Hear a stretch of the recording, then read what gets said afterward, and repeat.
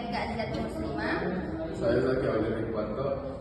Kami dari kelompok 4 akan mempresentasikan mengenai jenis dan bidang layanan bimbingan pribadi, sosial, belajar, dan karir. Yang pertama, bimbingan pribadi. Bimbingan pribadi diarahkan untuk memantapkan kepribadian dan mengembangkan kemampuan individu dalam menangani masalah-masalah dirinya. Bimbingan ini merupakan layanan yang mengarah pada pencapaian pribadi yang seimbang dengan memperhatikan keunikan karakteristik pribadi serta ragam permasalahan yang dialami oleh individu. Ada 3 dimensi konsep diri, yaitu yang pertama, pengetahuan tentang diri sendiri. Dalam benak pikiran seseorang telah memiliki data tentang siapa dirinya. Yang kedua, penghargaan terhadap diri, disebut juga dengan diri ideal, yakni harapan dan kemungkinan dirinya menjadi apa kelak sesuai dengan idealismenya. Yang terakhir, penilaian terhadap diri sendiri, atau disadari atau tidak, setiap saat kita selalu menilai diri sendiri, khususnya menilai setiap tingkah laku kita. Yang kedua, bimbingan sosial.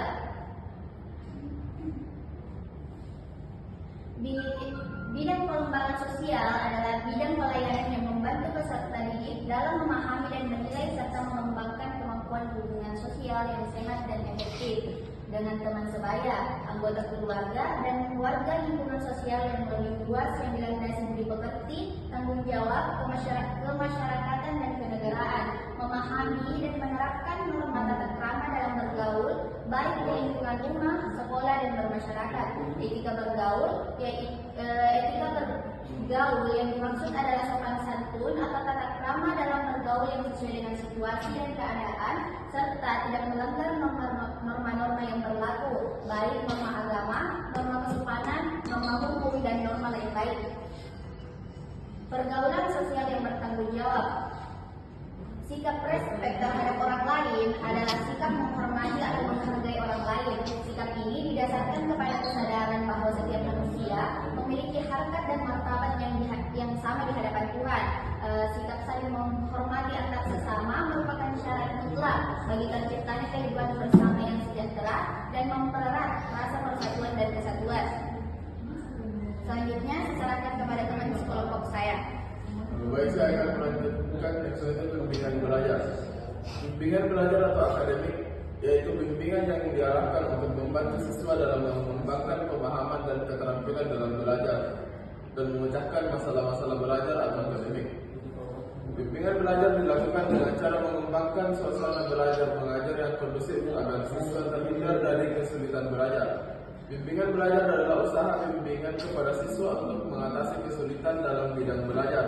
Bentuk bimbingan belajar misalnya membentuk kelompok belajar, memberikan informasi tentang cara belajar yang baik, memberi informasi tentang cara mengatur jadwal belajar, cara memusatkan perhatian dalam belajar, memberikan informasi tentang pola belajar, dan sebagainya.